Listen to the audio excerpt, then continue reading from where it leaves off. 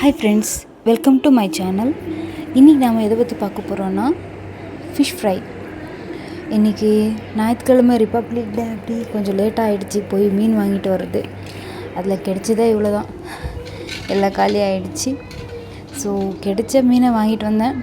Sir fish fry பண்ணலான்னு சொல்லிவிட்டு அதை அப்படியே ஷார்ட்ஸ்லேயும் நான் போட்டிருக்கேன். சில பேருக்கு ஷார்ட்ஸில் ஸ்பீடாக போகிறதுனால தெரியாதுன்னா நான் அதனால தான் இந்த வீடியோ போட்டுக்கிட்டு இருக்கேன். ஃபஸ்ட்டு மீனை நல்லா உப்பு போட்டு நல்லா நீட்டாக வாஷ் பண்ணிக்கணும். அதுக்கப்புறமா ஃபிஷ் ஃப்ரை பவுடர் இருக்கு இல்லையா, அது தேவையான அளவுக்கு போட்டுக்கலாம். ஏன்னா நான் கொஞ்சம் தான் மீன் எடுத்திருக்கேன் ஃப்ரைக்கு, அதனால் அதான். அதுக்கப்புறம் கொஞ்சம் பெப்பர் பவுடர் ஆட் பண்ணிக்கோங்க. பெப்பர் ஃப்ளேவர் இந்த சில்லி பவுடர் விட நல்லா ஒரு காரசாரமாக இருக்கும். அதுக்கப்புறம் தேவையான அளவுக்கு உப்பு, அதுக்கப்புறம் 3 பெரிய பூண்டு, அதுக்கப்புறம் கொஞ்சம் இஞ்சி நல்லா தட்டி எடுத்துக்கிட்டு அதோட சாரத்தை மட்டும் பிழிஞ்சிக்குங்க. நான் இதில் ஆட் பண்ணுறது மறந்துட்டேன். அதுக்கப்புறம் 1/2 லெமன் பிழிஞ்சிக்குங்க. இதை தண்ணியே ஆட் பண்ணாமல் இதோட அந்த இந்த எலுமிச்சை சாரத்துலேயும் அந்த இஞ்சி பூண்டு சாரத்துலேயும் நல்லா மிக்ஸ் பண்ணி வச்சோன்னா அல்டிமேட்டாக இருக்கும். டேஸ்ட் மட்டும் ட்ரை பண்ணி பாருங்கள், சரியா? அதுக்கப்புறம் நல்லா வறுவியாச்சு. கொஞ்சம் கருவேப்பிலையும் அதுக்கு மிக்ஸ் பண்ணிக்கலாம்.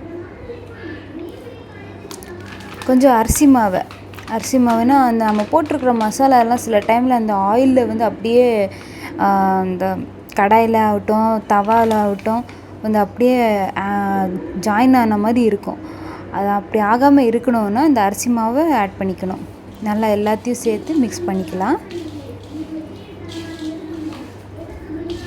மிக்ஸ் பண்ணதுக்கப்புறமா அந்த ஃபிஷ்ஷுக்கு போட்டிருக்கிற மசாலா எவ்வளோ நீட்டாக தெரியும்னு பாருங்கள். அந்த பாத்திரத்துலேயே அவ்வளோ ஒட்டிருக்காது. நல்லா மிக்ஸ் பண்ணிக்கணும். இந்த ஃபிஷ்க்குள்ளே எல்லாம் போகிற மாதிரி எல்லாமே மிக்ஸ் பண்ணிக்கிட்டால் தான் அந்த ஃப்ரைக்கு பண்ணப்போ அந்த கவுச்சி வாடை இருக்காது. ஃபிஷ்ஷோட அந்த கவுச்சி வாடை இருக்காது. இப்போது ஃபிஷ் ஃப்ரை பண்ணுறதுக்கு எல்லாமே ரெடியாக இருக்குது. இந்த மாதிரி இருக்கும், பார்க்கவே நல்லா இருக்குல்ல? அது ஃப்ரை பண்ணும்போது இன்னும் சூப்பராக இருக்கும். ஓகே, இப்போ நாம் ஃபிஷ் ஃப்ரை பண்ணிக்கலாம். தேவையான அளவு கொஞ்சம் ஆயில் போட்டிருக்கேன். இந்த நார்மல் தோசை கல், சப்பாத்தி கல், இல்லை ஃபிஷ் ஃப்ரை கல்லுன்னு இருக்கும்ல, அதுதான். தேவையான அளவுக்கு கொஞ்சம் ஆயில் போட்டுக்கோங்க. நல்லா எண்ணெய் காஞ்சதுக்கப்புறமா நம்ம வறுவி வச்சுருக்கிற ஃபிஷ் ஃப்ரையை ஃபிஷ் ஃப்ரை செய்கிறதுக்கு வறுவி வச்சுருக்கோம் இல்லையா, அதை எடுத்து இப்போ நம்ம ஃப்ரை பண்ணுறதுக்கு ரெடி ஆகிடுச்சு. பாருங்கள் எப்படி நல்லா சூப்பராக இருக்குல்ல? பார்த்திங்களா? அந்த அரிசி மாவு போட்டிங்கன்னா கொஞ்சம் கூட அந்த மசாலா அந்த கல் மேலே ஆகட்டும், அந்த தவால் ஆகட்டும், எதுலேயும் ஒட்டாது. நம்ம போட்டிருக்கிற மசாலா கரெக்டாக ஃபிஷ்ஷுக்கு கரெக்டாக இருக்கும். இல்லைனா சில டைம் போட்டிருக்கிற மசாலா எல்லாமே வேஸ்ட் ஆகிடும். வெறும் ஃபிஷ் மட்டும்தான் வெளியில் வரும்.